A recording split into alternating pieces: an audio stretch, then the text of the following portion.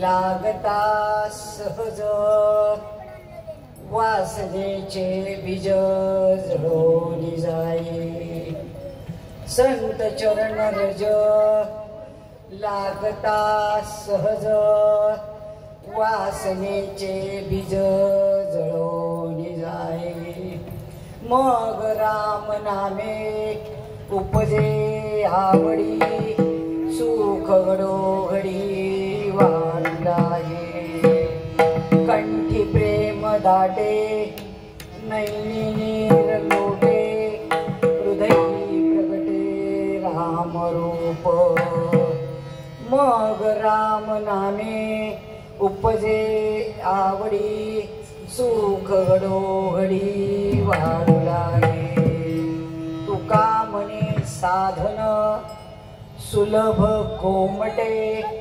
परिउपरतिष्ठे पूर्व पुण्य मग राम नामे उपजे आवडी सुख घडोघडी वाढू लागे विठ्ठल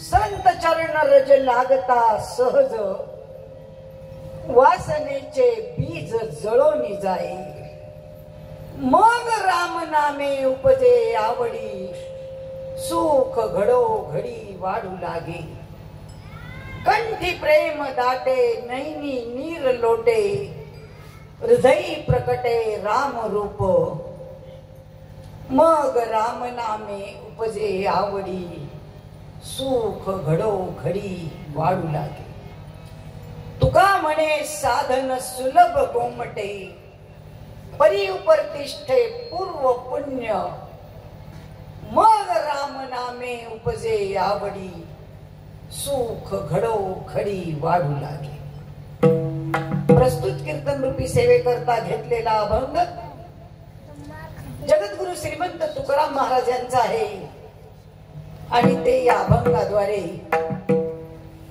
संत कुणाला म्हणतात देव कुणाला म्हणतात देवाची अनुभूती कशी येते या जीवनाचं सार्थक कसं करायचं या जीवनाचं नेमकं महत्व काय या सर्व प्रश्नांची उत्तरं एकाच अभंगामध्ये सांगतात पण अनुभव घेऊन सांगतात खन रिवाज असा आहे केल्याने होत आहे रे आधी केलेच पाहिजे आधी केले नि मग सांगितले समाजाला उपदेशाचे ढोस पाजणे अगोदर सांगणाऱ्याला त्या विषयाची अनुभूती पाहिजे आणि सांगणाऱ्याला जर त्या विषयाचा अनुभव नसेल तर त्यांनी या व्यासपीठावर सुद्धा उभं राहू नये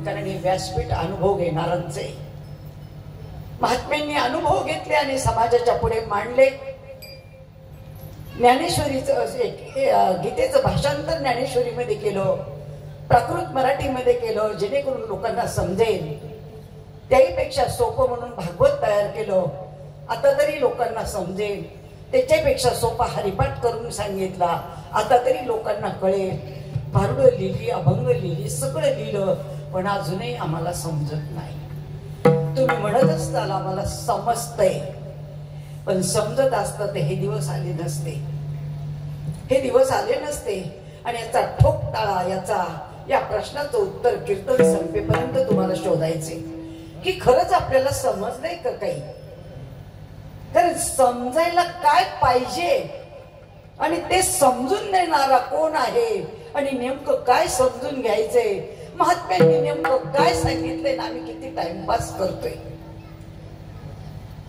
जीवनातला एक एक क्षण वाया चाललाय आणि म्हणून महात्म्यांनी अगदी तळतळून सांगितलं बाबांनो आम्ही सांगतो तेच करा आणि म्हणून आजच्या या तुमच्या आचरेवाडीतल्या अखंड हरिनाम सप्त्यातल्या कीर्तन रूपी सेवेकरता घेतलेला जो अभंग आहे त्या अभंगाचं निरूपण करण्यापूर्वी प्रथमतः पांडुरंगाला नमन करूया पांडुरंग करू प्रथम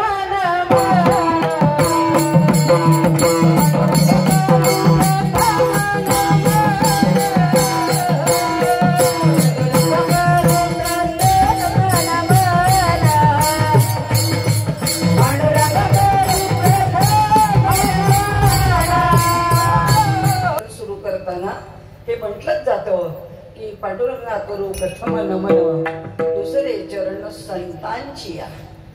पहिलं पांडुरंगाला नमन करायचंय, दुसरं संतांना नमन करायचंय आणि त्याच्या पुढे काय म्हटलंय? त्यांच्या कृपादाने कथेचा विस्तार. हा व्यासपीठावरती जो उभा आहे त्याला जो कथेचा विस्तार करायचा आहे, जे अभंगाचं निरूपण करायचंय ते करण्यासाठी बघा काय शब्द वापरलेत महात्म्यांनी. त्यांच्या कृपादाने. कोणाच्या? त्यांच्या काय? यांच्या. यांचे हे काही कामाचे नाहीये, हे काही कामाचे नाही, त्यांच्या नादी लागू नका. त्यांच्या कृपादाने म्हटलंय. त्यांच्या म्हणजे कोण आहे ते शोधा. शोधा म्हणजे सापडेले, विल फाइंड अवे. त्यांच्या कृपादाने कथेचा विस्तारू आणि त्यांची कृपा संपादन करणं याला परमार्थ म्हणतात. लक्षात घ्या. माळा घालणे,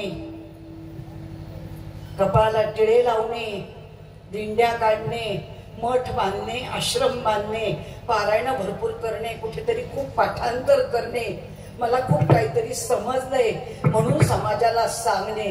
कारण गुरु व्हायची हौस खूप आहे सगळ्यांना. प्रत्येकाला वाटतं मी गुरु व्हावा कोणाचा तरी. पडा माझ्या पाया, मी तुमचा गुरु, तुम्ही माझे शिष्य. दणका चाललाय महाराष्ट्र. दणका. एवढी हौस, एवढी हौस. पण गुरुची कर्तव्य काय आहेत हे अजून आम्हाला कळालेली नाही. ज्ञानेश्वरीत वाचा, सद्गुरूंची लक्षणं वाचा, भागवतात वाचा. सद्गुरूंची लक्षणं आहेत, शिष्याची लक्षणं आहेत आणि त्या लक्षणांमध्ये आपण उतरतोय का हे तपासून पाहायचंय. आणि हे जर बसत नसेल ना तर कोणी हा बिनपगारी धंदा करू नये. हा धंदा केलाय, धंदा, बिन भांडवली धंदा केलाय कीर्तन म्हणजे. शरम वाटते, लाज वाटते की ज्या महात्म्यांनी झोपायला जमीन, पांघरायला आकाश, 4 घरी माधुकरी मागितली आणि तुमच्या आमच्या कल्याणासाठी ज्ञान उपलब्ध करून ठेवलं. ज्या ज्ञानेश्वर महाराजांनी ज्ञानेश्वरी सांगितली, सच्चिदानंद बाबांनी लिहिली. सच्चिदानंद बाबा म्हणजे दुसरं तिसरं काही नाही, मेलेलं प्रेत उठवलंय. रेकॉर्ड वाचा. तटक्यावरचं मेलेलं प्रेत उठवलंय आणि त्याला ज्ञानेश्वरी लिहायला सांगितलीये. केवढी अगाध लीला असेल. आम्हाला अजून बोलता येईना, अजून ज्ञानेश्वरी वाचता येईना, ज्ञानेश्वरी कोणी लिहिली हे सांगता येईना. ज्या महात्म्यांनी लिहिली ना त्यांचं वय किती होतं? अवघ 16 वर्ष. प्रत्येकाने आपलं वय तपासून पहा. मला अधिकार नाहीये तुमचं वय तपासायचं. प्रत्येकाने आपलं वय तपासून पहा. आपल्याला काय कळालं? ज्या 16 वर्षाच्या बालकाने एवढी क्रांती करावी, आईवडिलांनी इंद्रायणीमध्ये देहत्याग करावा आणि ज्ञानेश्वर महाराजांच्या आईवडिलांनी इंद्रायणीमध्ये देहत्याग केला ना, म्हणून आज महाराष्ट्रातला प्रत्येक बाबा कीर्तन करतोय, ज्ञानेश्वरीचं पारायण करतोय, प्रवचन करतोय. पण त्याग कोणी केला? माऊलीच्या आई वडिलांनी केला. आणि आनंदाचे लाडू कोण खातय? आम्ही. आम्हाला त्याच्यातला कणभर सुद्धा थोडासाही त्रास नाहीये. सुखामध्ये लोळतोय आम्ही. बाबा व्हायची खूप हौस आहे आम्हाला, पण बाबा कशासाठी व्हायचे हे कळालेलं नाहीये. बाबा होणं सोपंही नाही ना, अवघड पण नाहीये. बाबा व्हायचंय पण कशासाठी?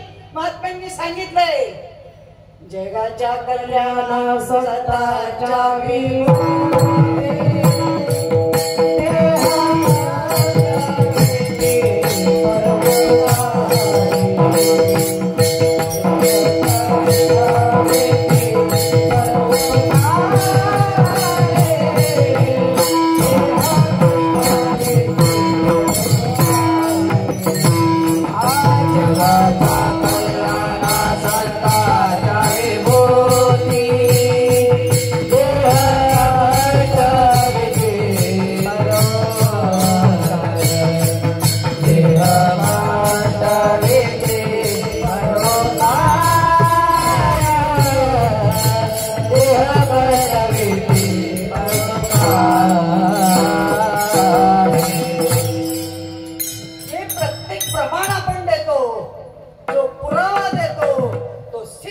करून दाखवण्याची ताकद आपल्यात पाहिजे.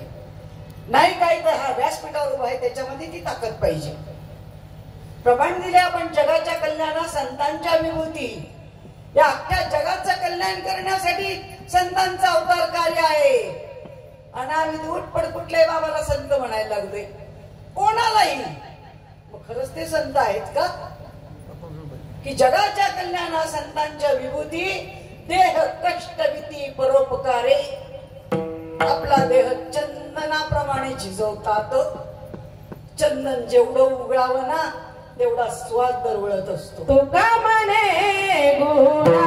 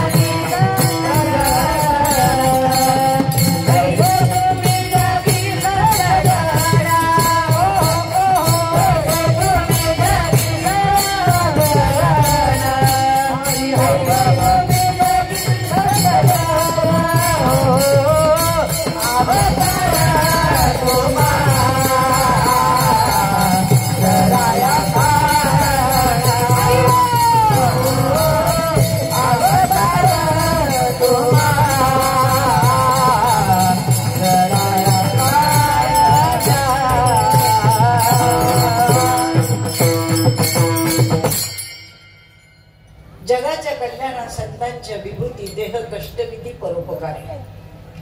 आणि तुमच्या आमच्या माहितीसाठी सांगते अख्ख्या जगातले लोक या व्यासपीठावरती जो कोणी बाबाबाई उभी आहे त्यांना संत म्हणतात. पहिल्यांदा डोक्यातली घाण काढून टाका. साप चुकीचे. कारण तुम्हीच सगळ्या प्रश्नांची उत्तर आज द्यायची आणि देणार हे मलाही माहिती आहे. सगळ्यांकडे उत्तर तयार आहेत.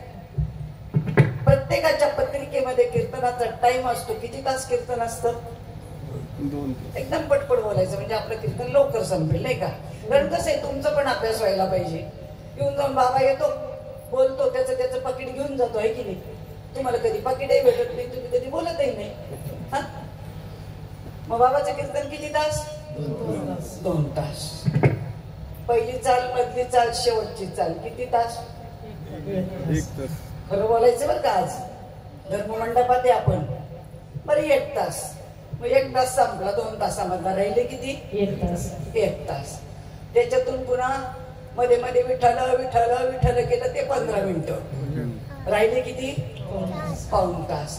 पाऊण तासामध्ये आई बापाच्या गप्पा, सासू सासऱ्याच्या गप्पा, शेतीच्या गप्पा, हा हा हु हु ही ही, इकडं झालं तिकडं झालं. त्याच्यात समजा अर्धा तास गेला. राहिले किती? 15 मिनिटं. गणित फक्त हे सगळ्यांचं नाही का. 15 मिनिटात बाबा काय बोलणार आणि तो म्हणतो हॅलो. कीर्तनाची तारीख घेताना मग ठरलं का किती देणार. माझ्याकडे पुरावे बरं. माझा 40 वर्षाचा अनुभव. मी आज नाही कीर्तन करत आहे. अख्खा महाराष्ट्र पिंजून काढलाय. अख्खा महाराष्ट्राच्या बाहेर सुरत गुजरात पर्यंत जाऊन आले आणि महाराष्ट्रातले A to Z बाबा माझ्या डायरीत आहेत. माझ्या डायरीत सगळ्यांची कुंडली माझ्याकडे. कुंडली सगळे संप्रदाय सगळे बाबा त्यांचे मंत्र त्यांचे रेट समजत ना. आधी रेट आणि मग डेट. Oh my vada. साधू संतांनी भिका मागितल्या. अरे डोळे उघडा डोळे उघडण्यासाठी कीर्तन आहे, झोपण्यासाठी नाही. लोकांना अज्ञानात ठेवायचे काम चालले. आता एवढा मांडव घातला, लाईटचं डेकोरेशन केलं आणि फोकस कोणावर टाकला? बोलाव, कोणावर फोकस आहे? कीर्तनकार महाराजावर आहे ना. हो. अरे ही दीन जनता ऐकायला येते ना. 7-7, 8-8 किलोमीटर वरून लोक पायी येतात हो बिचारे. कोणी जेवलेलं असतं नसतं, पायी येतात. चिखल, वारा, ऊन, ताण. त्यांच्यावर का नाही फोकस टाकत हो तुम्ही? लग्नाला सुद्धा सामान्य येतात, त्यांची नावं नाही घेतली जात. पण एखादा पुढारी आला, हा लग्नाला आला, तो लग्नाला आला, आमदार आला, खासदार आला, आणि हे आले त्यांचं काय? यांच्यामुळे तर मांडवाला शोभा आहे, पण यांना किंमतच नाही. आणि म्हणून हा जो महाराजांवर फोकस असतो ना, हा चुकीचा झाला. आणि त्याच्यामुळे आज प्रत्येक माणूस महाराज बनायला चाललाय. बाबा बाबा बाबा, बाबाला पीक आलंय नुसतं. आमच्या काळात कीर्तनकार पाहायला भेटत नव्हतं हो. आणि माझ्या माहितीप्रमाणे आता हे एवढे सगळे जण कीर्तनकार होणार आहे. बरोबर आहे का चुकीचे? बरोबर. एकाच ठिकाणी आता 50 कीर्तनकार उपलब्ध आहेत. मग कीर्तनकार व्हायचंय, पण कीर्तनकार होण्या अगोदर देवाची ओळख असावी का नसावी? कुठे? अरे लग्न केलं तर बायको असावी, बायकोला नवरा असावा. किती साधू संतांनी दृष्टांत सांगितले, आणि तुम्ही आम्हाला विषय पटवून दिला, पण अजून आमच्या डोक्यात काही बसत नाही. सांगणारे सांगत नाही ना हो. सांगणारे सांगत नाही. एका गावाला आम्ही असंच कीर्तन करून चाललेलो होतो. तिथे मांडव घातला होता, लाईटची रोषणाई होती, खूप ताटमाट होता, पाची पकवानाची जेवण होती, सगळं काही थाट होता. डीजे वाजत होता, वरड वाजंत्री होते, सगळ्यांनी नवे कपडे घातलेले होते. आणि ते सगळं आम्ही पाहिलं आणि आम्ही सहज विचारलं काय आहे. त्यांनी सांगितलं आज पाटलाच्या मुलाचं लग्न आहे. म्हटलं ठीक आहे, आम्हाला पण संध्याकाळी कीर्तनाला जायला वेळ, 2 तास तिथं थांबूया, नवरा नवरीला आशीर्वाद देऊया, मग जाऊ. 1 तास थांबलो, 2 तास थांबलो, 3 तास थांबलो, तरी सुद्धा तिथं लग्नाचा पत्ता नाही, नवरा नवरीचा पत्ता नाही. पण बाकीची रोषणाई सगळी बरं का. पाची पकवानाच्या पंक्ती आहेत, लाईटची रोषणाई आहे, मांडव घातलेला आहे, फटाके वाजतात, डीजे वाजतोय, सगळं काही जिथल्या तिथे. मग आम्ही एक जणाला विचारलं का हो, आम्ही 2 तास झाले, 3 तास झाले वाट पाहतोय, लग्न काही लागत नाही, त्यापेक्षा आम्ही आता नवरा नवरीला भेटतो आणि निघून जातो. तर नवरा नवरी कुठे आहेत तेवढे आम्हाला सांगा. आम्ही तिथे जातो, त्यांना भेटतो, आशीर्वाद देतो आणि पुढे जातो. त्या गावातले लोक म्हणजे वेड्यासारखंच पाहायला लागले आमच्याकडे. ते म्हणे काय म्हणता तुम्ही? म्हटलं अहो नवरा नवरी, तुम्ही म्हणले ना आमच्या पाटलाचं मुलाचं लग्न आहे, मग नवरा नवरी कुठे आहेत ते सांगा ना. ते म्हणे छे, आमच्याकडे अशी फॅशन नाही, नवरा नवरी नसले तरी आमच्याकडे लग्न होतं. कळलं का बाबा? नवरा नवरी असावेत का नसावेत? लग्नात असावेत ना. एक वेळ मांडव नसला तर चालेल, वरड वाजंत्री नसली तर चालेल, पाची पाकवान नसले तर चालतील, फटाके नाही वाजले तरी चालतील, पण नवरा नवरी असतात त्याला लग्न म्हणतात ना. मग इथं तर सगळंच आहे साईना संगीत, पण देव कुठं आहे? देव सोडून भक्ती चाललेली आहे अख्ख्या महाराष्ट्रामध्ये.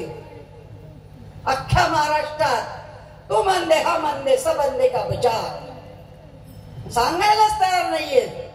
साधू संतांनी पहिल्यांदा देव विषय हाताळला, प्रत्येक ठिकाणी देव विषय हाताळला. हरिपाठाची सुरुवात काय? देवाची आहे द्वारी. आणि उभा किती वेळ थांबायला सांगितलं देवाच्या दारात? 1 क्षण. आम्ही रांग लावली सकाळी, 2 तास दर्शनाला, मग दर्शन घेऊन आलो. 1च क्षण देवाच्या दारात थांबायला सांगितलंय, पण देवाचं द्वार कळलं पाहिजे आणि तो क्षण कळला पाहिजे. क्षण म्हणजे डोळ्याची पापणी लावते न लावते एवढ्याच वेळाला फक्त क्षण म्हटलेलं आहे. आणि तेवढ्या वेळात तुमच्या आयुष्याचं सार्थक होणारे, मुक्ती मिळणारे, मोक्ष मिळणारे, एवढी गॅरंटी आमच्या माऊलीने दिलेली आहे, 16 वर्षाच्या बालकानं दिलेली की देवाची द्वारी उभा क्षणभरी तेने मुक्ती 4 साधली. 4 मुक्ती एका सेकंदात तुम्हाला प्राप्त होते. समीपता साहित्यता सलोकता आणि स्वरूपता. कुठे गेली ज्ञानेश्वर महाराजांची गॅरंटी? कुठे गेला अनुभव? का आम्हाला मिळत नाही? का सांगणारे सांगत नाही? लोपत चाललंय सगळं. ते कशाला कीर्तन म्हणतात हेच कळायला तयार नाही. माझ्या माहितीप्रमाणे तुमच्या पत्रिकेत आहे की 70चं वर्ष किती वय? 40व आहे ना? 48. 48व. आता जर एक शिवी दिली तर किती वर्षांनी रागील? लगेच. का बरं? अरे त्या घाणेरड्या शिवी तेवढी पावर आहे. एक शिवी दिली तर ताबडतोब राग येतो, अंतःकरणामध्ये परिणाम होतो, डोळे लाल होतात, अकरा विकरा रूप होतो, संताप होतो. मग त्या शिवी तेवढी ताकद आहे. 40 वर्षामध्ये 48 वर्षामध्ये किती बाबा येऊन गेले असतील? एका वर्षामध्ये 7 कीर्तन, 7 प्रवचन आणि 1 काल्याचं कीर्तन, 15 बाबा येतात. पण आता प्रवचनाची प्रथा सुद्धा मोडून टाकली. ऐकायला कोणी नाही, सांगायला कोणी नाही. फक्त कीर्तनाची मजा आहे म्हणून ते वाचतंय, म्हणून आम्ही कीर्तनाचे कार्यक्रम ठेवतोय. लोपत चाललाय परमार्थ. आणि मग विचार करा, 7 कीर्तनकार जरी म्हटले 1 काल्याचं कीर्तन आणि एका 10 वर्षाचा जरी हिशोब केला तर 10 80 80 कीर्तनकार 10 वर्षात येऊन गेले आणि तुमच्याकडे तर 48 वर्ष झाले. किती जणांना फायदा झाला? किती जणांच्या जीवनाचं परिवर्तन झालं? किती जणांचा वाल्याचा वाल्मिकी झाला? किती जणांना भगवंताची ओळख झाली? किती जणांना आत्मसाक्षात्काराची अनुभूती आली? किती जणांना स्वस्वरूपाची ओळख झाली? किती जणांच्या जीवशिवाचं ऐक्य झालं? किती जणांच्या आत्मा परमात्म्याचं मिलन झालं? किती लोक कीर्तनकार झाले? किती लोक प्रवचनकार झाले? किती जणांना ज्ञान कळालं? आणि त्या महात्म्यांनी लिहून ठेवलंय, ज्ञान होय अज्ञानासी ऐसा वर या गीतेसी. ज्ञान होय मुडा अति मूर्ख त्या दगडा. मूर्खातला मूर्ख जरी असेल तरी त्याला ज्ञान होईल एवढी गॅरंटी आमच्या महात्म्यांनी दिलेली. आणि आजही ती अनुभूती आहे.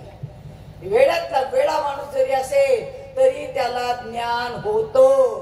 ज्ञान होण्यासाठी सप्ताह आहे, ज्ञान होण्यासाठी कीर्तन प्रवचन आहे, ज्ञान होण्यासाठीच आपण जन्माला आलोय. मग तुम्ही म्हणताल आम्हाला ज्ञान नाही का? नाहीये. ज्ञान कोणालाच नाहीये. जा.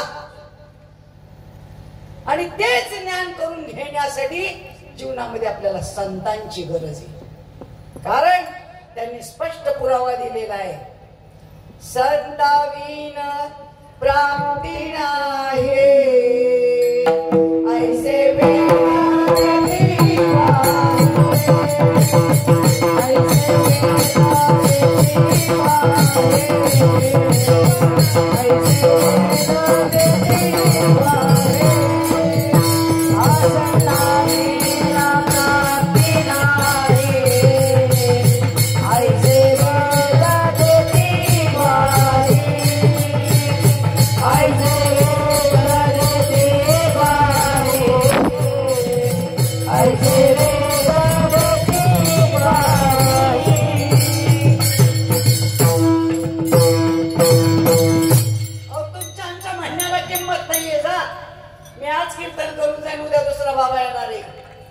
वेदांनी ग्वाही दिली आहे. वेद सांगतात की संता विन प्राप्ती नाही ऐसे वेद देती ग्वाही. वेद सुद्धा देवाचं वर्णन करून करून थकले. वेद जाणू गेला तो पुढे मौनावला, पण ते गुह्य तुझला प्राप्त कैसे. वेदांना सुद्धा देवाचं वर्णन करता आलं नाही. चौवेदी जान षटशास्त्री कारण 18 पुराण हरिशीच गाती. सगळ्यांनी वर्णन करून करून करून थकले. नीती नीती शब्द नाही हनुमान. आणि देव हा विषय वर्णनाचा नाहीये, देव हा विषय अनुभूतीचा आहे.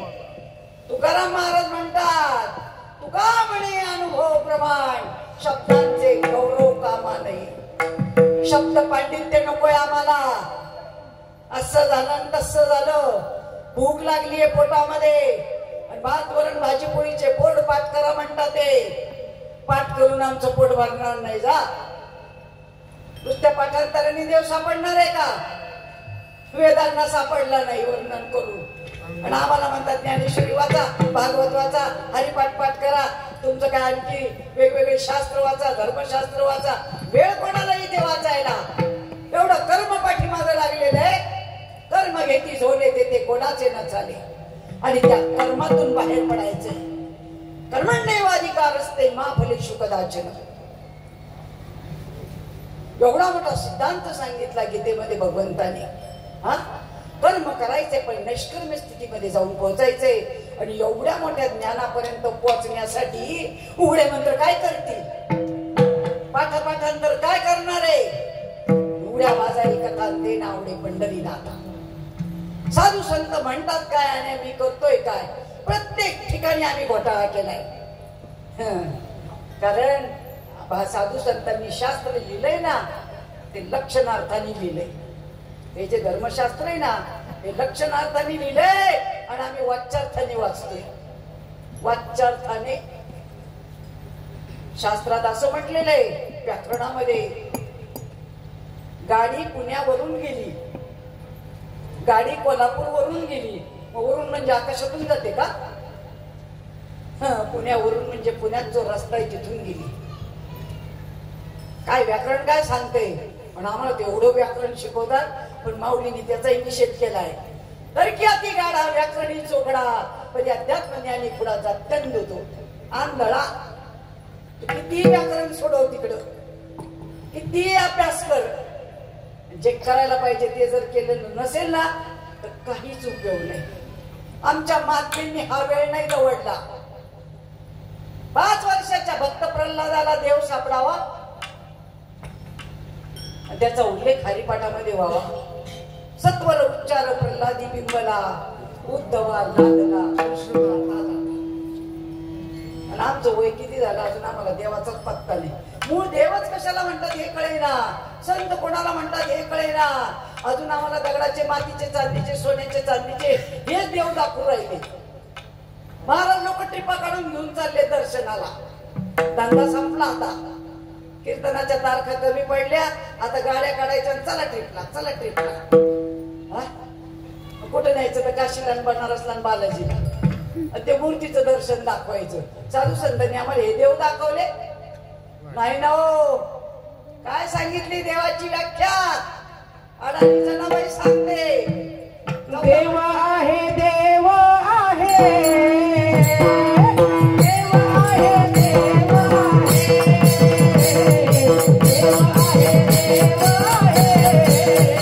देव आहे, देव आहे,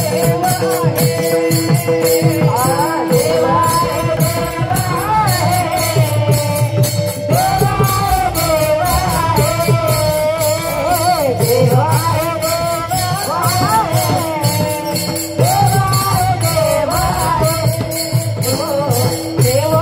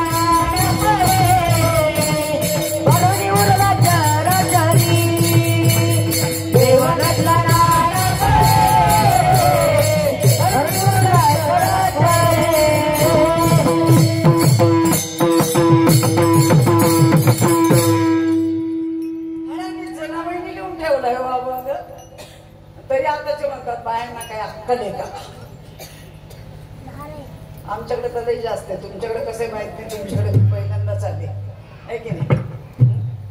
आमच्याकडे म्हणतात बायांना काही अक्कल आहे का. आमच्याकडे आता नवीन फॅड निघाले. बायांनी कुठे कीर्तन करावीत का. तूच कर, घडव समाजाला, दे देवाचा अनुभव आणून, खस्ता खा कर. कशाला बाया करतील. हा, बायांनी कीर्तन करावेत का. मग आम्ही विचारलं का म्हटलं का बरं नाही करायची बायांनी कीर्तन. ते म्हणे नारदाची गादी आहे. बरोबर आहे का. बोला पटकन, ही नारदाची गादी आहे ना. आहे. मग नारदाची गादी आहे. मग वाल्याचा वाल्मिकी कोणी केला. वाल्या दरोडेखोर होता, पटकी होता, दुराचारी होता, सगळं काही होतं. आपल्या ते किती लोकांनी दरोडे घातलेत का. मग त्या दरोडेखोराचं परिवर्तन नारदाने करावं. मग या व्यासपीठावर जे बाबा उभे राहतात त्यांनी आतापर्यंत किती जणांचं परिवर्तन केलं का. अरे ज्याला माळ घातली तो सुद्धा ओळखीचा नाही. पुन्हा गाठी भेटी पण नाही. गाला बाळा म्हणा रामकृष्ण हरी, तुम्ही तुमच्या घरी ना आम्ही आमच्या घरी. बाबा आहे मोकळा, शिष्य मोकळा, चालू द्या.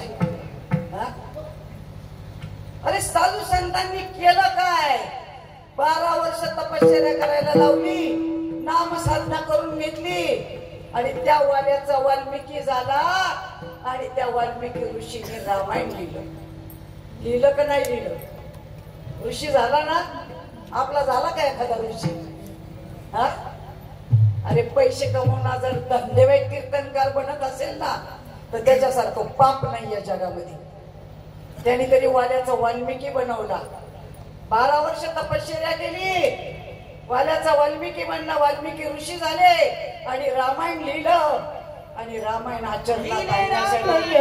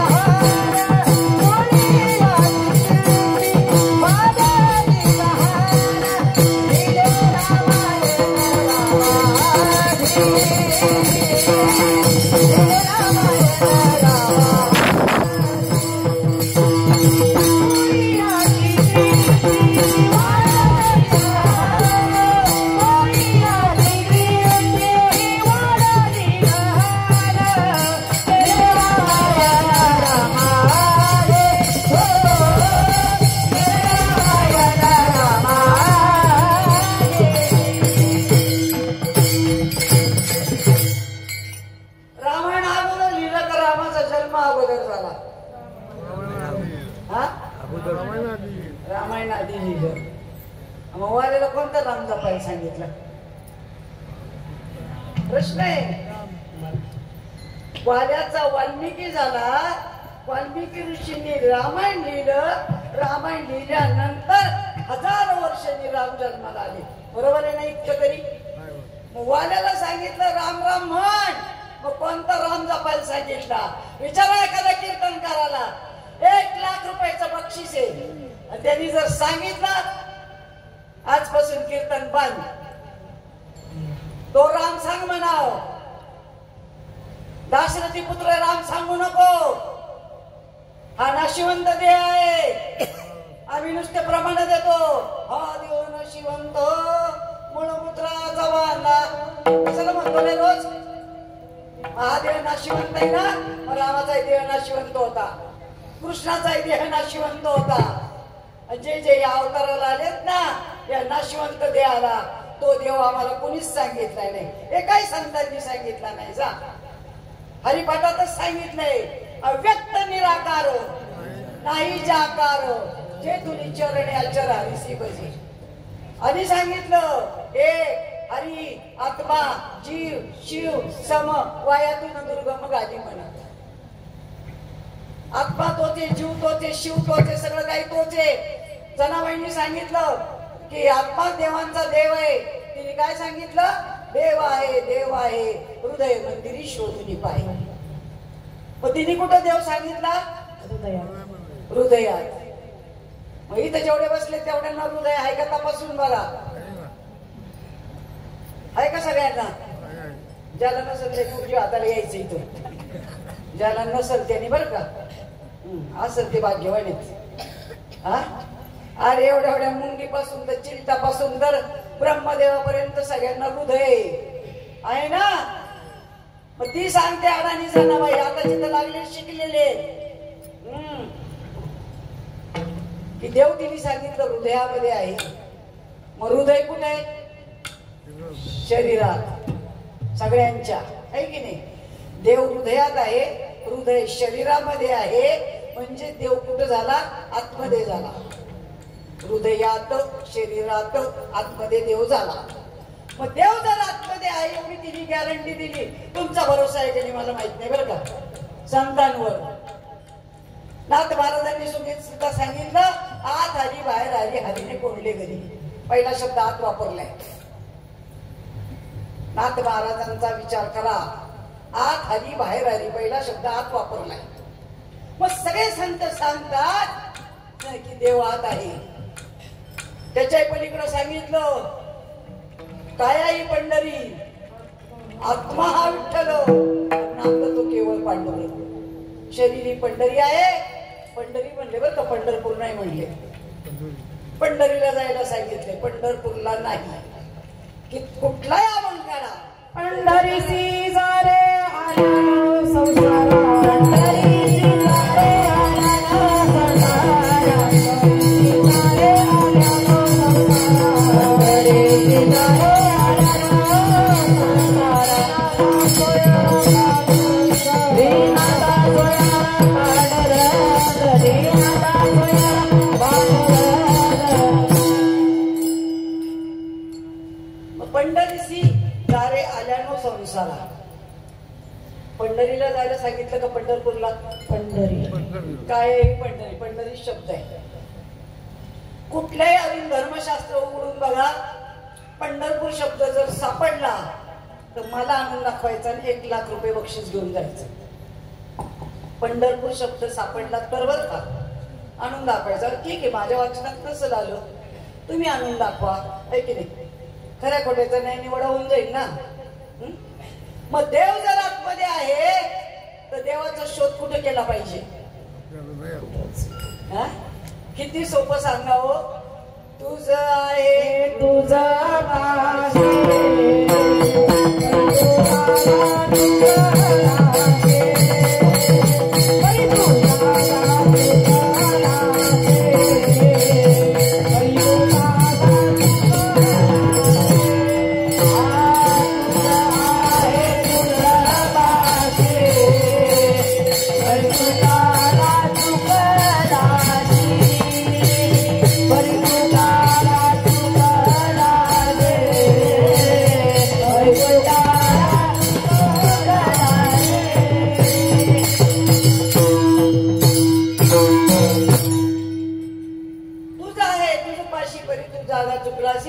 अनेक कीर्तनांमधून तुम्ही दृष्टांत ऐकले असतील. मला गप्पा गोष्टी सांगायला आवडत नाही, तेवढा वेळ द्यायला आवडत नाही. एका म्हातारीची सुई हरवते. भरपूर शोधते पण तिथे काही तिला सापडत नाही. लगेच लाईट जाते, अंधार पडतो. मग नेमकं समोर म्युन्सिपाल्टीची लाईट चालू असते. तिला असं वाटतं तर ते म्युन्सिपाल्टीच्या लाईट खाली जाऊन शोधूया म्हणून तिथं जाऊन बराच वेळ शोधते पण सुई काही सापडत नाही. मग ती सांगते अजून त्या रोडवरती मोठा लाईट चालू आहे तिथं जाऊन शोधूया. मग तिथं जाऊन शोधते तरी सापडत नाही. मग अजून पुढं पुढं म्हणता म्हणता आपण आता आळंदीला जाऊ, आता आपण पंढरपूरला जाऊ आणि ती सुई शोधू. सापडेल का? हरवली कुठं? घरातून. शोधती कुठं? बाहेर. मग तुमचा देव हरवलाय कुठं? शरीरात. आत्माच देवांचा देव आहे. ज्ञान देवा प्रमाण आत्मा हा निदान सर्वागती पूर्ण एक नाथे. पुरुषांच्या शरीरामध्ये आत्मा आहे, स्त्रियांच्या शरीरामध्ये आत्मा आहे का? आत्मी आहे. आत्माच आहे ना. आळंदीला सिद्ध करून दाखवले. 87 सालची गोष्ट आहे. मानत नव्हते तेही म्हणायचे बायांनी कीर्तन करायचे नाही, दाखवा म्हणलं सिद्ध करू. बाई आणि बाबा प्रत्येकाचं शरीर अर्धनारी नटेश्वर आहे. विचार करण्यासारखी गोष्ट. आम्ही अभ्यास कुठलाच वाढवत नाही, फक्त बोलायचं म्हणून बोलायचं. काहीतरी घाणेरड्या प्रथा पाडायच्या, बायांना काय अक्कल नाही. अरे बाया नसत्या तर तुमचं जग चालेल का? आता मानवात बाया जास्त आहेत का पुरुष आहेत? बायाच आहेत का? बाबा आल्यानंतर त्याला भाकरी कोण तापून खाऊ घालतं? बाया. बाबाचे कपडे कोण धुतं? बाया. भांडे कोण घासतं? बाया. म्हणजे घरातली सगळी कामं कोण करतं? बाया. मी तर म्हणते असं बाबा लोक म्हणतात ना, त्यांना माझं एकच म्हणणं आहे, त्यांनी फक्त ज्वारीची आणि नाही तर बाजरीची एक भाकरी करून दाखवायची, चुलीवरती भाजून दाखवायची आणि त्याला असा पापुद्रा आला पाहिजे बाबांनी बर का. आणि मग गप्पा करायचं. जमल का? अरे जेने काम तेने करो, तुझा करे तो गोटा खाय. ते स्त्रीला दिलेलं सौंदर्य आहे. हा करता का काही? तरी म्हणतात बायांना काय आखलाय. एकदा बाईची किती उदाहरणं सांगू तुम्हाला. जनाबाईने आपण सांगितलं, हृदय मंदिरी शोधून पाहे. आमच्या मुक्ताबाईंनी चांगदेवाला सुहृदय बांधी खान केला, आता विठ्ठल बोडीला. हृदय बांधी खान केला, आता विठ्ठल बोडीला.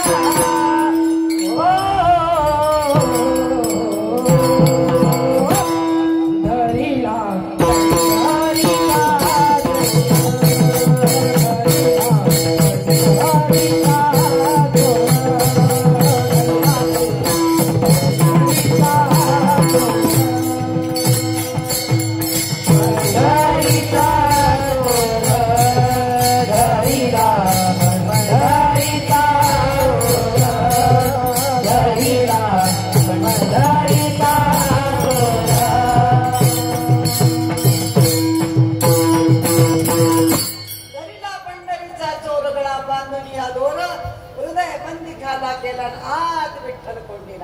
आमच्या जनाबाईने मुक्ताबाईने चांगदेवाला सुरून लावला.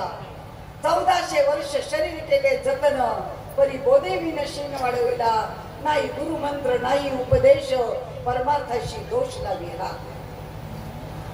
चांगदेव महाराज मेलेली प्रेत जिवंत करत होते. ज्या वेळेला मुक्ताबाईंनी पाहिलं आणि एके दिवशी तिने सगळे प्रेत जिवंत केले, तेवढं पाहिलं चांगदेवाने, बापरे आपल्यासारखंच एवढं मोठं ज्ञान आहे का या मुलीजवळ. 7 वर्षाची मुक्ताबाई. आणि मग तिथून पुढची ती आख्यायिका. वाघावर बसून गेले, हातामध्ये सर्प नेला, शरणागती पत्करली. समोर ज्ञानेश्वर महाराजांनी भिंत चालून दाखवली. ज्ञानेश्वर महाराजांची शरणागती केली. ज्ञानेश्वर महाराजांनी सांगितलं, नाही त्या मुक्ताबाईच्या समोर बसा. तडा घालून दिलाय आणि मुक्ताबाईच्या पुढे बसवलं. 7 वर्षाच्या मुक्ताबाईने अनुग्रह दिला. अनुग्रह एवढ्याच्या वाट्यावरती माळा घालायच्या आणि मंत्र द्यायचे, त्याच्यानी कोणाचा उद्धार होणार नाही. अनुग्रह दिला आणि ती तपश्चर्या केली, नामसाधना केली आणि चांगदेव महाराजांमध्ये परिवर्तन झालं. पुन्हा आयुष्यात कधी मेलेली प्रेत जिवंत केली नाही.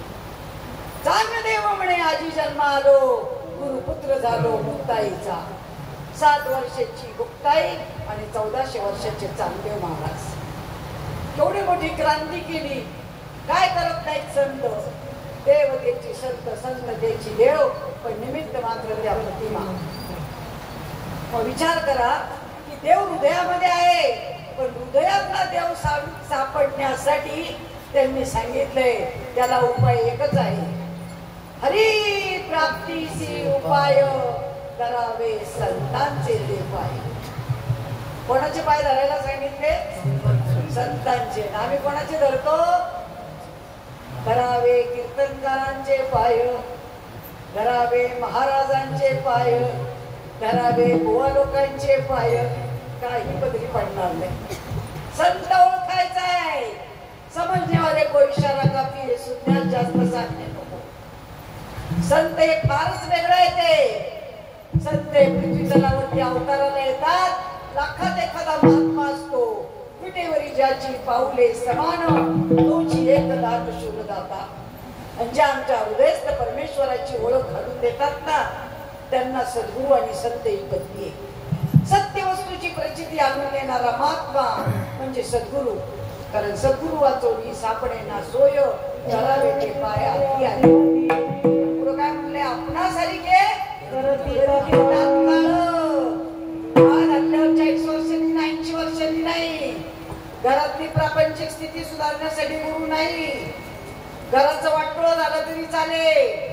तुकाराम महाराजांच्या घराचं प्रपंचाचं वाटोळं झालं पण देवाची भक्ती करायची. देव आपल्याला प्राप्त झाला पाहिजे. कारण ज्यांना भक्ती करायची आहे ना त्यांना देवाची करायची. पहिल्यांदा देवाची ओळख व्हायला पाहिजे. कारण ओळखीला हरी साठविला पोटी होता त्यांची भेटी दुःख कैसे. देवाची ओळख करून घ्यायची आणि देव हृदयात आहे आणि त्याची ओळख मात्र संतांच्या मार्फत होते. आणि म्हणून महाराज पहिल्याच्या संत चरणारज लागता साजा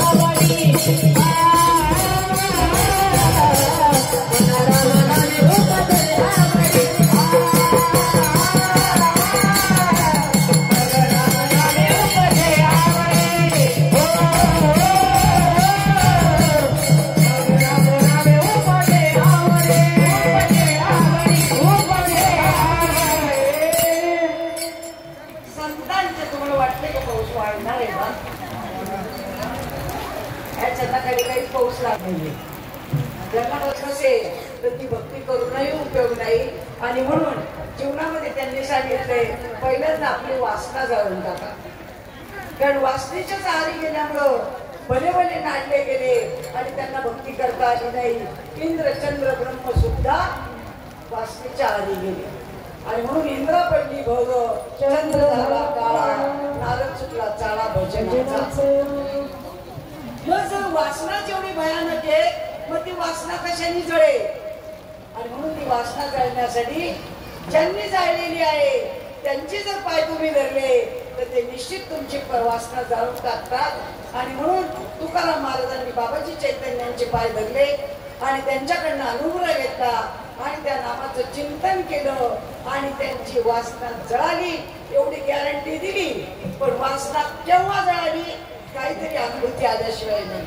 मग अनुभूती काय आली. कंठी प्रेम गाते कंठी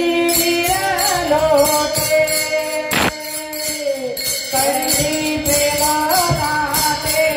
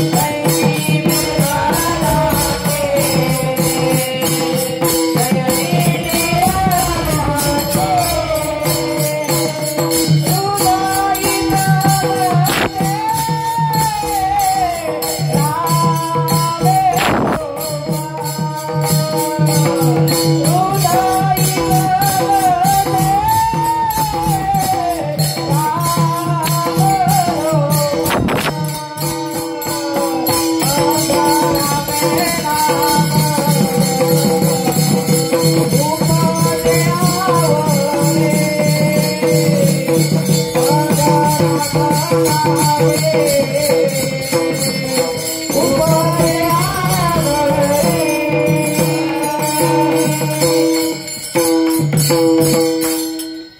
महाराजांना जरी अनुभूती येते की कंठी प्रेम दाटे नैनी नीर लोटे, तुकाराम महाराज म्हणतात मी चिंतनाला बसलो, माझा कंठ दाटून आला, डोळ्यामधून अश्रू आले, अंगावरती रोमांच उभे राहिले, कंठ सद्गदित झाला आणि माझ्या हृदयामध्ये राम प्रकट झाला. असं झालंय कोणाला आतापर्यंत? पण तुकाराम महाराजांना जरी अनुभूती येते आणि त्याच काळात आपणही आज भक्ती करतोय. एवढे संप्रदाय निघाले, तेवढे पंथ निघाले, तेवढे मार्ग निघाले, मग ते बाबा लोक जर त्या शिष्याला मंत्र देत असतील, मंत्राने काहीच होणार नाही, नाम द्यावं लागेल. कारण नामेची तारीख आहे, कोट्यानं कोटी नामे तरला नाही कोण, ऐसा द्यावा निवडून. उपवन्य नावाचा एक मुलगा होता, त्याची आई रोज त्याला गरिबी असल्यामुळे पिठात पाणी घालून देत होती आणि तो मुलगा रोज ते दूध पित होता. त्या मुलाला असं वाटलं आपली आई रोज दूध देते आणि त्यामुळे मुलाची तहान भागत होती. मुलगा त्याला दूध समजत होता. लहानाचा मोठा झाला तरी त्याने तेच दूध पिलं आणि एके दिवशी सहज बाहेर खेळत असताना सगळी मुलं बाहेर खेळत होती आणि राजाच्या राणीने सगळ्यांना राजवाड्यावर बोलवलं आणि ते सगळेजण गेल्यानंतर राणीने सगळ्यांना दूध प्यायला दिलं. सगळ्यांना एक एक ग्लास दूध प्यायला दिलं. त्या मुलाने दूध पिलं, सगळ्या मुलांनी दूध पिलं आणि त्या मुलाच्या असं लक्षात आलं की माझी आई मला रोज दूध देते, ते दूध मी पितो, पण ते दूध आणि हे दूध याच्यामध्ये खूप फरक आहे. एवढा आनंद वाटला. दूध पिलं, पण घरी आल्यानंतर आईजवळ तक्रार केली. आम्ही आमच्या गुरुकडे कधीच तक्रार करत नाही. गुरुकडे तक्रार करण्याचा अधिकार शिष्याला आहे. कारण शाळेमध्ये गणित नाही सुटलं तर विद्यार्थ्यांनी गुरुजींकडे तक्रार करावी, पण गणिताच्या टीचरकडे करावी, भूगोलाच्या नाही. की 2 + 2 4 का होत नाहीये हा सिद्धांत आहे. मग 2 + 2 4 हे शाळेत शिकवलं जातं, तसं देवाचा अनुभव या सगळ्या लोकांना शिकवायला नको का? प्रत्येक संस्थानात शिकवला पाहिजे. कीर्तनकार व्हायच्या आधी शिकवला पाहिजे. प्रत्येक गुरुनी शिष्याला दिला पाहिजे अनुभव आणि मगच त्याने व्यवहारामध्ये सगळ्यांना ते प्रबोधन करण्यासाठी समाजात बाहेर येणं पाहिजे. अगोदर तो अनुभव आपल्याला स्वतःला पाहिजे. मग विचार करा, गुरु जर तो अनुभव आणून देत नसतील तर शिष्याला काय माहित होणार? शिष्याचा काही दोष नाही. ऐकणारे सोन्याहून पिवळे, पण सांगणारे लायकीचे नाही.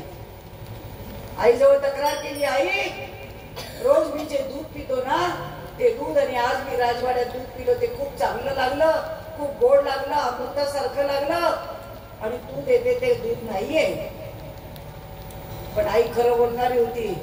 आईने कबूल केलं, बाळा तू म्हणतो ते बरोबर आहे, पण तुला आपली परिस्थिती नसल्यामुळे मी रोज तुला पिठामध्ये पाणी काढून देते. आणि ते धंदे चाललेत महाराष्ट्रावर. एक शब्द जरी खोटा ठरला ना सिद्ध करून दाखवेल मी. अख्ख्या महाराष्ट्रावर पिठात पाणी घालून दूध म्हणून द्यायचं काम चालू आहे. नाहीच जवळ खरं दूध तर काय देणार आहे? संतांचा संप्रदाय पाहिजे, आपल्या गुरु शिष्याची परंपरा पाहिजे. आपण जो गुरु केलाय त्या गुरुचा गुरु, गुरुचा गुरु, गुरुचा गुरु सृष्टी जिथपर्यंत निर्माण झाली आहे तिथपासून परंपरा पाहिजे.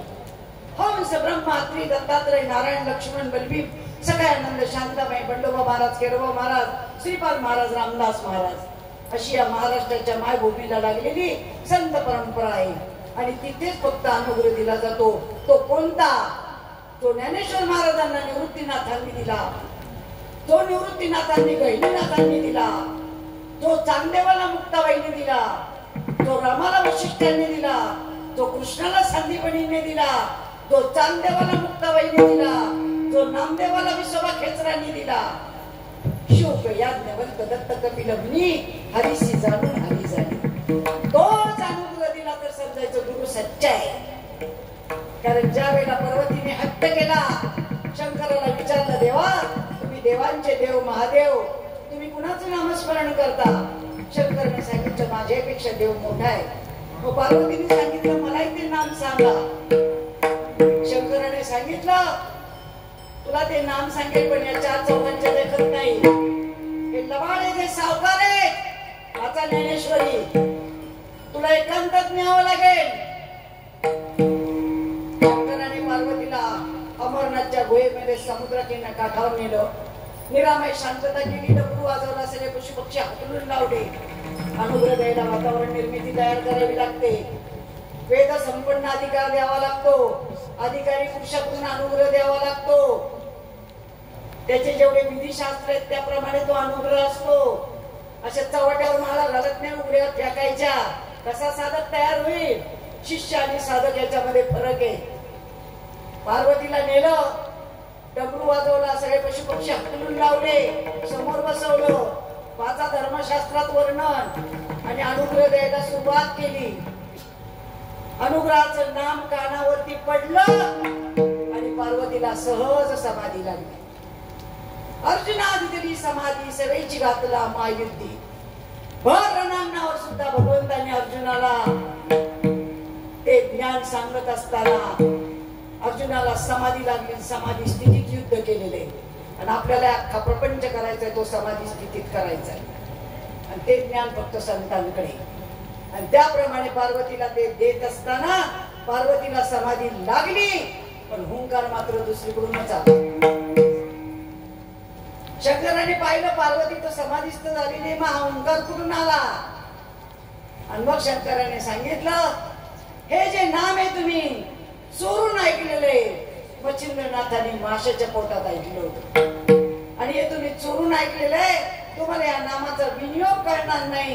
तुम्हाला पुन्हा अवताराला आल्यानंतर गुरु करावा लागेल. गुरुविन कौन बतावे पाठ बडा बिकट यमरा. नाही ना, गुरुशिवाय तर ज्ञानच नाही. जा कारण सद्गुरु नायके पूर्ण कृपा केली. निज वस्तू दाविली माझी मज, माझी सुख मज दाविले डोळा. तिथली प्रेम कळा ज्ञान मुद्रा. काय अभंग सगळे जबरदस्त. ब्रह्ममुक्ती संत जगी अवतरले, उद्धराया आले दीन जना. आणि ज्या वेळेला मच्छिंद्रनाथांनी माशाच्या पोटात ऐकलं, पण विनियोग कळाला नाही. शेवटी ज्या वेळेला महात्मे अवताराला आले त्यावेळेला गुरुच करावा लागला आणि गुरुकडनं ते नाम समजावं लागलं. आणि असं जे नाम आहे ते गुह्य आहे. अख्ख्या जगात कुठेही लिहिलेलं नाही. नाम जगात कुठेही लिहिलेलं नाही. आणि लिहिलेलं असतं तर गुरुची गरजच नव्हती. अप्राप्य वस्तूची प्राप्ती करण्यासाठी गुरु आहे. आपल्याला जे माहित नाही ना ते माहित करून देण्यासाठी गुरुकडे जायचे. जे माहिती त्याच्यासाठी जाऊ नका. रामकृष्ण आदी ओम तत्सत ओम सच्चिदानंद येती ओम भगवते नमः ओम नमः शिवाय नमः गायत्री मंत्र हे सगळं आम्हाला माहिती. तुम्ही सांगायची काही गरज नाही. जे आम्हाला माहित नाही ते तुम्ही सांगा आणि त्याला गुरु म्हणतात. आणि त्याप्रमाणे असा सद्गुरु जीवनामध्ये जर मिळाला, त्यांची जर शरणागती केली तर ते आपल्याला गुह्य नामाचा उपदेश करतात. प्रगट गुह्य भोले ईश्वराची गेले आरती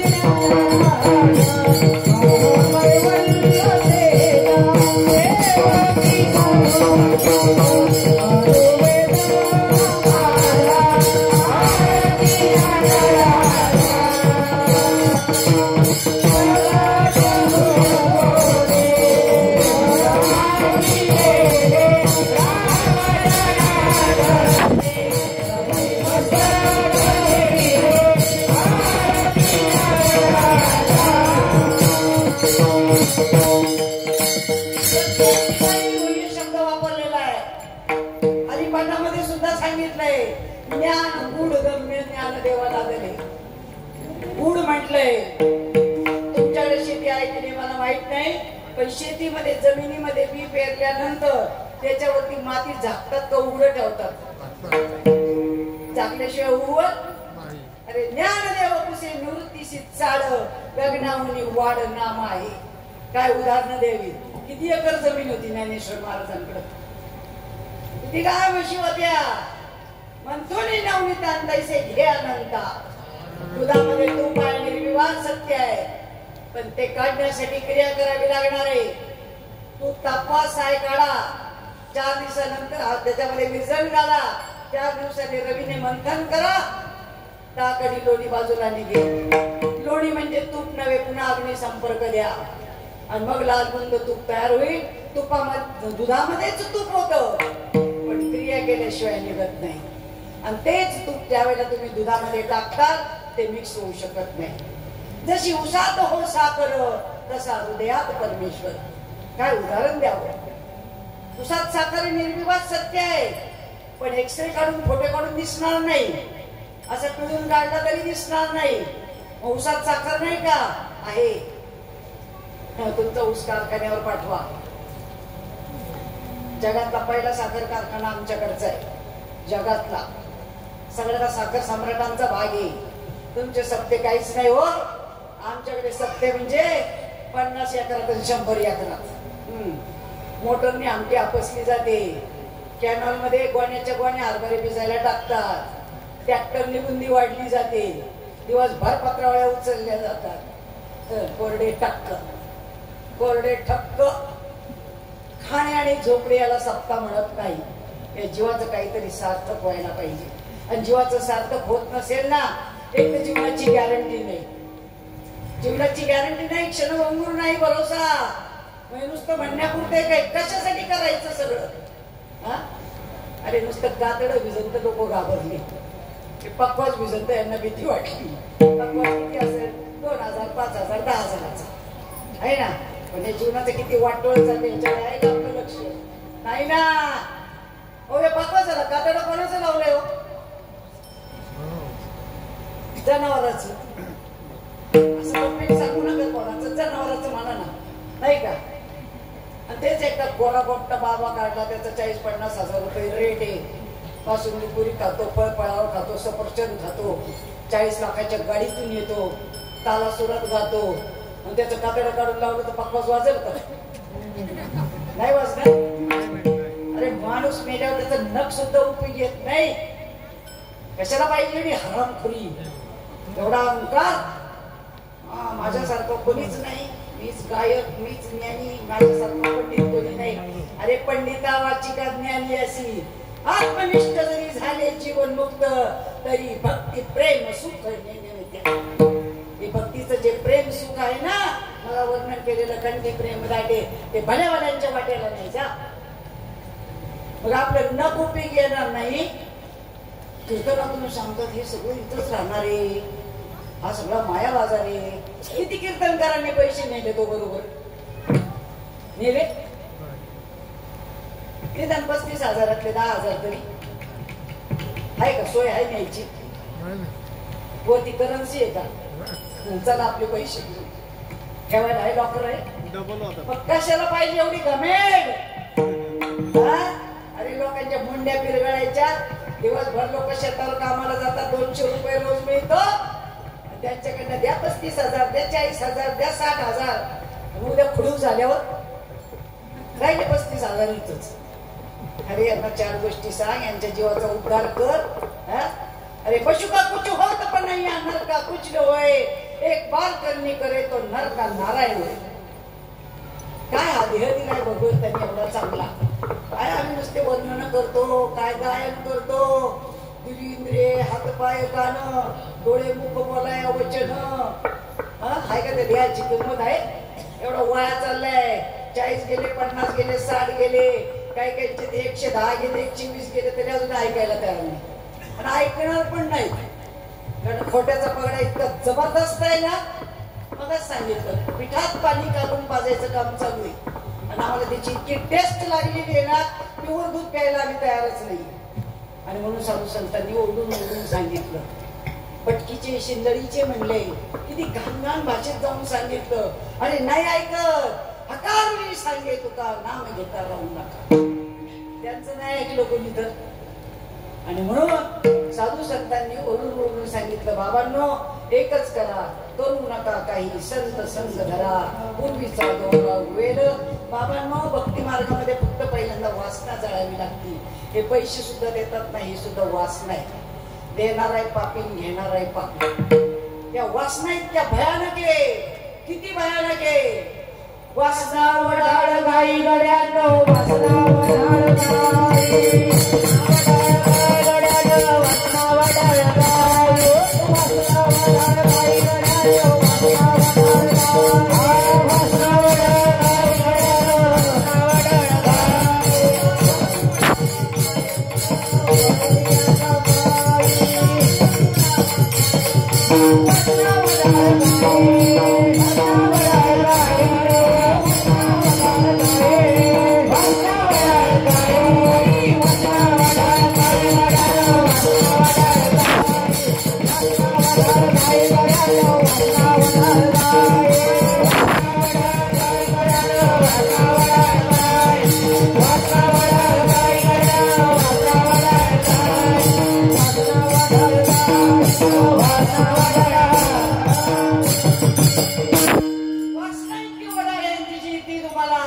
देवापर्यंत जाऊ देणार नाही. आणि म्हणून पहिला उपाय सांगितलाय, पहिल्यांदा वासनात जळून टाका. वासनावर जळायचं जर साधनच मिळालं नसेल तर वासनात जळणार कुठून? तुमच्याकडे शेतामध्ये ज्वारी पेरतात का लाया पेरतात? ज्वारी ना, ज्वारीच्या लाया करून पेरलं तर काय बिघडल? नाही ना. तुम्ही म्हणता लायांचे कणस येतील, नाही होणार. ज्वारीच पेरावं लागेल. शेंगदाणे पेरलेले उगवतात पण भाजलेले पेरले तर उगवत नाही. शाळ पेरली तर उगवते पण तांदूळ पेरले तर उगवत नाही. बरोबर आहे का चुकीचे? बरोबर आहे ना. पण साडीवरचं जे टर्फल असतं ना ते जर काढायचं असेल तर किती सप्ते घालावं लागतील? बोला बाबा. साडीवरचं टर्फल काढायचं असेल तर किती सप्ते घालावे लागतील? किती बुलडोजर लावावे लागतील? फक्त असं हाताने चोळा, गेलं टर्फल निघून. आता म्हणा ब्रह्मदेवाचा बाप, त्याला म्हणा येणे पेर, उगवल का? नक्की काम समजा. फक्त साळ फुंकली आणि ब्रह्मदेवाच्या बापाला आमंत्रित केलं आणि पेर म्हटलं, उगवल का? आता नाही उगवणार. उगवण्याची क्षमता कशात आहे? वरच्या टर्फलात आहे. आपला अहंकार कुठे? टर्फलातच आहे ना. मी आणि माझं, मी आणि माझं, माझा आवाज, माझं ज्ञान, माझा तालसूर, माझं कीर्तन, माझा रेट, माझी गाडी, त्याच्यातच चालले. खाक होऊन जातील तरी पत्ता लागणार नाही. मग विचार करा की जी वासना आहे ना इतकी भयानक आहे. आणि म्हणून साधू संतांनी सांगितलंय पहिल्यांदा वासना जाळा. ती जाळली की कामच संपलं. आता बिंदास करा. मग रामनामे उपजे आवडी. तुकाराम महाराजांवर विश्वास ठेवायचा असेल तर ठेवा. अभंग आमचाही नाही, आमच्या गुरुचाही नाही. अभंग कोणाचा आहे? तुकाराम महाराजांचा आहे. आधी वासना जाळायची, आधी संतांचं दर्शन घ्यायचंय, संतांची भेट घ्यायची, त्यांच्याकडनं अनुग्रह घ्यायचाय, त्या नामाचं चिंतन करायचंय. ते चिंतनाने वासना जळणारे आणि वासना जळाल्यानंतर मग रामनामे उपजे आवडी. मग ती रामनामाची गोडी लागेल. मग आता आमच्या माळा का निघतात गळ्यातून? काही ना तर माळाचा पत्ताच नाहीये. अरे तुळशीची माळ नवरीचे कंठी, नवरा वाट पाय वैकुंठी. काही मी तर मनानेच घालून घेतले. मनाने मंगळसूत्र घालून जमल का? ही माझी बायको माझा नवरा म्हणून चालत नाही? जमणार नाही, जमणार. सद्गुरूंकडनंच माळ घालून अनुग्रह घेतला पाहिजे. आणि अनुग्रह घेतल्यानंतर त्या नामाचं चिंतन त्या क्रियेप्रमाणेच केलं पाहिजे. आणि त्या क्रियेप्रमाणे जर केलं तर आजही देवाची अनुभूती जशीच्या तशी येते. आणि ती अनुभूती ज्ञानेश्वरीमध्ये अध्याय 9 श्लोक 34. ज्याला गरज असेल त्यांनी टिपून घ्या, रेकॉर्ड करून घ्या. कोर्टात केस नेली तरी चालेल, पण तेच ज्ञान सत्य. ज्ञानेश्वरीत अध्याय 9 श्लोक 34. व्यासांनी संजयाला अनुग्रह दिलेला आहे. आणि त्या काळात जी अनुभूती आलेली आहे तीच अनुभूती आणून देणारे महात्मे आजही आहेत. आणि एकनाथी भागवत मध्ये अध्याय 2 आणि श्लोक 40. भगवंतांनी उद्धवाला अनुग्रह दिलेला आहे. आणि उद्धवाला जे भाव निर्माण झाले, उद्धवाला जी प्रचिती आलेली आहे तीच प्रचिती आजही सद्गुरू आपल्याला आणून देतात. संप्रदायानुसार तोच अनुग्रह आपल्याला देतात. आणि अशीच्या अशी प्रचिती ज्या दिवशी येईल त्या दिवशी कृतकृत्य झालो, इच्छा केली ती पाहू. आज मी धन्य झालो. उजळले भाग्य आता अवघी चिंता वारली, संत दर्शनी हा लाभ पद्मनाभ जोडीला.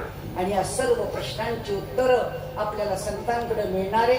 देव आपल्याच हृदयामध्ये आहे, पण हृदयातला देव सापडण्यासाठी संतांकडे जावं लागणारे. भलत्या संतांकडे जाऊन सापडणार नाही. आणि म्हणून ज्यांना सापडला त्यांच्याकडे गेलं तरच ते आपल्याला सापडून देतील. आणि म्हणून त्यांच्या कृपेने देव आजही सापडतो. आणि ज्यांच्या कृपेने सापडतो त्यांना संत म्हणतात आणि जो सापडतो त्याला देव म्हणतात. म्हणून आता आपण त्यांचं भजन करूया.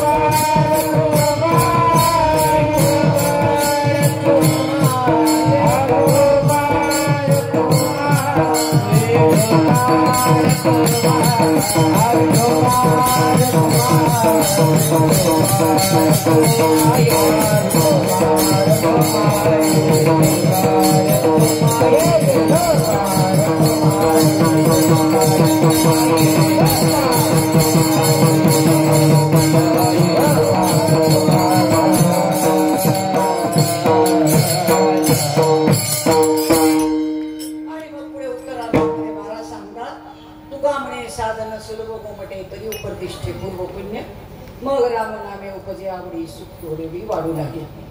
तुकाराम महाराजांचं म्हणणं आहे हो, त्यांच्यावर विश्वास ठेवा. तुका म्हणे साधन सुलभ गोमटे. भक्तीचं जे साधन आहे ते खूप सोपं आहे आणि गोमटे म्हणजे सुंदर आहे. इतकं सोपं आहे की अडाणी बावटांना सुद्धा ते करता येण्यासारखं आहे. आणि म्हणूनच वाल्याचा वाल्मिकी झाला, चांगदेव महाराज सुधारला, भक्त प्रल्हादाला भक्ती करता आली, जनाबाईला करता आली, गोकुळातल्या गवळणींनी सुद्धा भक्ती केली ना. तुम्ही सगळेजण काल्याच्या कीर्तनाला गवळण घेता, त्याच्यातलं सगळं वर्णन सांगता गोकुळातलं. मग आपल्या अनुभवाला का नाहीये? गोकुळ कुठं म्हणतात? गोकुळ कशाला म्हणतात काही कळलंय का? हा, त्या गोकुळातल्या गवळणी त्या देहभान विसरत होत्या, हातातले भांडे गळून पडत होते. हरी तुझ्या मुरलीच्या पायी रे, काना तुझ्या मुरलीच्या पायी रे, मन मोहिले रे, मन मोहिले, मन मोहिले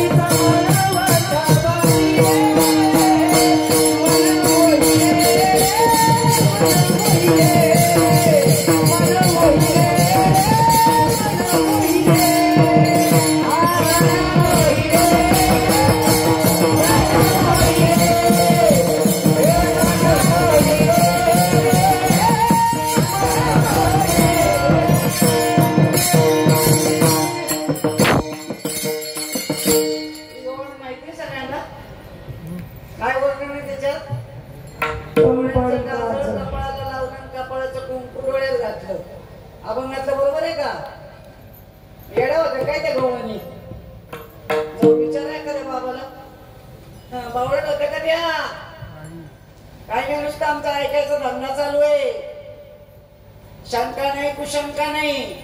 आणि जर एवढंच नाही कीर्तन ऐकून शंका येत नसते तर त्याची दोनच कारण आहेत. एक तर मला खूप कळालं म्हणून शंका नाही, आणि एक तर मला काहीच कळालं नाही. दोनच भानगडी असतात. मग आता आपण कशात बसतो ते तुमचं तुम्ही पहा. डोळ्याचं काजळ कपाला लावत होत्या आणि कपाळाचं कुंकू डोळ्यात घालत होत्या. तो काल्याचं कीर्तन करताना त्या बाबाला पकडा विचार यावर्षी. हा, मग त्या बावळट झाल्या होत्या का? गोकुळातल्या गवळणी खोळ्या झाल्या होत्या का?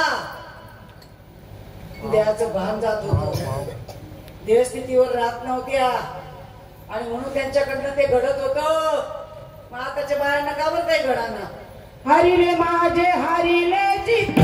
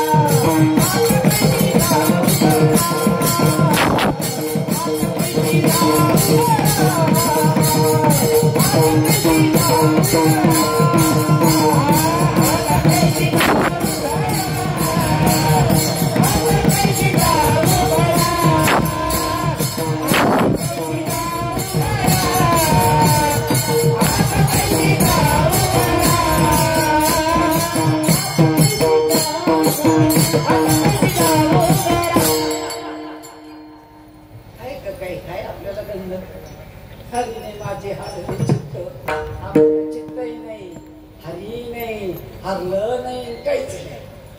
अरे या चित्ताचा ठावच नाही आपल्याकडे. आपल्याला बाकीचं जे शिकवलंय तेच चाललंय.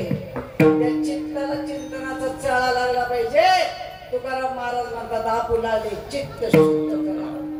इतकं बरबटलेलं आहे ना. अरे ज्या आरशामध्ये आपला चेहरा दिसत नाही ना, तर तो आरसा स्वच्छ करावा लागतो. साधू संतांनी म्हटलं आपला चित्तरूपी आरसा स्वच्छ करा. त्या चित्तावरती लागण तेवढी घाण आलेली आहे, पण आम्ही काही स्वच्छ करायला तयार नाही. आणि तो चित्तरूपी आरसा स्वच्छ करायचं साधन भगवंताचं नाम आहे. त्या नामाशिवाय तुम्ही स्वच्छ होऊ शकणार नाही. आणि मग आपलं प्रतिबिंब आपल्याला त्याच्यात पाहिजे. मी कोण आहे करावा विचार म्हणे ज्ञानेश्वर निवृत्तीचा. आपण कोण आहोत? अहम ब्रह्मास्मी. मी स्त्री नाही, मी पुरुष नाही, मी वकील नाही, मी डॉक्टर नाही, मी इंजिनियर नाही, मी आमदार नाही, मी खासदार नाही. मग मी आहे कोण? आणि या स्वरूपाची ओळख करण्यासाठी आपण या पृथ्वी तलावरती आलेलो आहोत. आणि त्याचं साधन मात्र खूप सोपं आहे. पण जो विचारेल त्यालाच. असं तर कीर्तनातच सांगून टाकलं असतं. त्यांना माहितीये कोणी ऐकणारे नाहीये. हे 7 दिवस सुद्धा कीर्तन ऐकतात ना, नुसतं विचारा कालच्या बाबांनी कोणता आपण घेतला होता. किती जणांना सांगता येईल? जाऊ दे हो, आम्ही उशिरा आलो होतो, लवकर ये ना, नाही का? मग आम्ही मागच बसलो होतो, मग पुढं बस, मग पाऊस चालता, मग तरी होऊ द्या बोललं झालं तर काय घाबरायचंय हो एवढं? मी म्हणलं तुम्हाला जाणार गेला ना तो. एवढी आज्ञा पाहिजे आपली, काही करत नाही तो. आपलं पाहिजे ना, निश्चित विश्वास पाहिजे.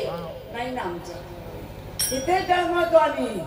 आणि काय आमच्या साधू संतांनी, शिवाजी महाराजांनी काय लढा दिला, काय तोंड दिले तुमच्या आमच्या संरक्षणासाठी, काय केलं. आणि आम्ही पाय लावून पळतोय. काय एवढं घाबरायचं मला काही कळतच नाही ना. काय घाबरून काय मिळणार आहे? पण तेच 2 शब्द जर कानावर पडले ना, तर आतमध्ये गेले ना, निश्चित जीवनाचं सार्थक झाल्याशिवाय राहणार नाही. आणि ते सार्थक होण्यासाठी साधू संत म्हणतात बाबांनो, साधन खूप सोपं आहे. विचारा, प्रयत्न करा, साधू संतांची चर्चा करा, प्रत्येक कीर्तनकाराला विचारा. आणि मी आज तुम्हाला एकच प्रश्न सांगून जाणार आहे. तुमच्याकडे कुठलाही कीर्तनकार येऊ, नाही तर तुम्ही जगात कुणाचीही कीर्तन ऐको, त्या कीर्तनकाराला एकच प्रश्न विचारायचा सगळ्यांनी. महाराज, तुम्ही जे बोललात ते खूप सगळं चांगलं आहे, तुमचा आवाज चांगला आहे, तुमचं कीर्तन चांगलं आहे. त्या महाराजाला म्हणायचं बघ, मला नाही, त्याला म्हणायचं तुमचा आवाज चांगला आहे, कीर्तन चांगलं आहे, तुमचं कीर्तन चांगलं झालं, सगळं बरोबर आहे. पण आम्हाला असं समजलंय की आमच्याच हृदयामध्ये देव आहे, तर आम्हाला आमच्या हृदयातल्या देवाची भेट घालून द्या. असं त्या बाबाला कीर्तन संपल्यानंतर बोलायचं.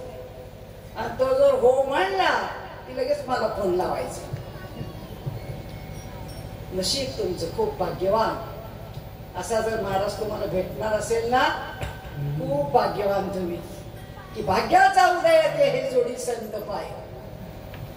आणि त्या बाबाने जर तुम्हाला अनुग्रह दिला आणि ही जी अभंगातली परिस्थिती आणून दिली ना, ते 1,00,000 रुपये रोख कॅश बक्षीस त्या कीर्तन करा. कोणताही कीर्तन करा ना महाराष्ट्रातला, नवे नवे माझी इस्टेट बहाल करायला तयार आहे मी. इस्टेट असा कीर्तनकार तुम्ही शोधायचा आणि त्याला प्रश्न तुम्ही विचारायचा आणि त्याला म्हणायचा अनुभव आणून देणार का. नाही दिली माझी इस्टेट तर मनात ते पैसे. 40 वर्षात अजून मला 72 सापडलं नाही सापडलं. तुम्हाला भेटलं तर आणून द्या. आणि म्हणून माझ्या पुढे असा अनुभव उभा करा, तर माझ्या तुकाराम महाराजांच्या अभंगाचं सार्थक होईल. तर ही कीर्तन करून उपयोग होईल. ही नारदाची गादी आहे, भलत्या संत्याची नाही, लफंग्याची नाही, चोर डाकूची नाही, आमदाराची खासदाराची नाही. ही गादी आहे नारदाची. याच्यावर खरं बोलायचं, खरं आचरण करायचं, निष्कलंक राहायचं, कोणाचे जास्त उठाठेव करायची नाही, लबाड्या करायच्या नाही आणि कधी अनुभूती आणून द्यायची. हे साधू संतांचं काम आहे. आणि म्हणून समाजाला, पब्लिकला जाग करण्यासाठी समाज प्रबोधनाचे कार्यक्रम आहेत, कीर्तन प्रवचन कार्यक्रम आहेत. आणि म्हणून आज तुमच्या या अखंड हरिनाम सप्ताहाच्या कार्यक्रमामध्ये आमचे भरत बापू जे मुंबईला राहतात, त्यांच्याने आमचे सुद्धा या भक्ती मार्गातले निकटचे मैत्रीचे, भगवंताच्या भक्ती मार्गातल्या अनुभूतीचे संबंध आले. आणि म्हणून त्यांनी जो आग्रह केला की ताई कसंही करून आमच्या गावाला कीर्तन सेवेची तारीख द्या. आणि म्हणून त्यांचा त्या आग्रहाचा तो एवढा आनंद आणि एवढं प्रेम. आणि म्हणूनच म्हणले ज्योत से ज्योत लगाते चलो प्रेम की गंगा बहाते. आणि त्या प्रेमाचा स्वीकार म्हणून मग याची तारीख आहे आणि म्हणून आजची कीर्तन सेवा आहे. आणि म्हणून तुमच्या पुढे हा साधू संतांचा अभंग त्याचं निरूपण केलं. आम्ही काही एक्सपर्ट कीर्तनकार, प्रवचनकार नाही, आमची कुठं मठ नाही, संस्था नाही, शाळा नाही, काहीच नाही. दिवसभर आपला संसार प्रपंच करायचा आणि उरलेल्या वेळामध्ये आपल्याला जिथे बोलवतील तिथे जाऊन ते ज्ञान सांगायचं, जे शरण येतील त्यांचा उद्धार करायचा. एवढं साधू संतांनी शिकवलेलं तुमच्या पुढे मांडलं. साधू संतांचा हा निरोप आहे असं सांगा. मी जे निरूपण केलेलं आहे ते करण्यासाठी सुद्धा साधू संतांची कृपा, तुमच्यासारख्यांचे आशीर्वाद, म्हणून हे 2 शब्द बोलता येतात. पण बोलता बोलता काही चुकलं असेल, काही अपशब्द गेला असेल, काही प्रखर बोललं गेलं असेल आणि तुम्हाला ते लागलं असेल तर लागू द्या. आजचा दिवस लागू द्या. कारण भाऊदादाचे दिवस संपलेत आता. ज्ञानेश्वर महाराजांनी ज्ञानेश्वरीमध्ये एक ओवी लिहिलेली आहे की आपण आपली आई जर जंगलामधून चाललेला असेल आणि एखाद्या माणसाने आपल्या आईच्या पदराला जर हात लावला तर आपण काय करावं? उघड्या डोळ्याने पाहावं का? ज्ञानेश्वरीतल्या ओव्या आहेत आणि ते कार्य आज केलं जातं. आणि म्हणून त्यासाठी परखड बोललं जातं. तर त्याचा राग मात्र कोणी मानू नका. 30 गावला 30 गाव, भिकाऱ्याला 40 गाव, नाही का? तुमच्या शेताला काही माझा बाण नाही, तुमची इस्टेट मला घ्यायची नाही, माझी तर तुम्हाला द्यायची नाही, कीर्तनाचा रेट ठरवून कीर्तनाची तारीख दिलेली नाही, तुमच्या शेताला माझा बाण नाही, माझी मुलगी तुम्हाला द्यायची नाही, तुमची तुम्हाला अजिबात करायची नाही. आहे का काही? कशाला पाहिजे एवढा राग रुसवा? तुम्हाला काही मी नाही तर लाख बाबा भेटणार आहे की नाही, पण उद्धार होईल का हे मात्र बघा. आणि म्हणून हा जो निरोप आहे तो तुमच्या पुढे जसाच्या तसा मांडला. पुन्हा एक वार जर तुम्हाला काही प्रखर वाटला असेल तर उदाहरण करणारं मायबाप यांना त्याने माफ करावं आणि माफ करताना अशी आशा प्रदर्शित करून झालेली जी कीर्तन रूपी सेवा आहे ती माझ्या सद्गुरूंच्या चरणी, माऊलीच्या चरणी समर्पित करून कीर्तन रूपी सेवेला पूर्ण विराम देते. ज्ञानेश्वर माऊली, ज्ञानेश्वर माऊली, ज्ञानेश्वर माऊली,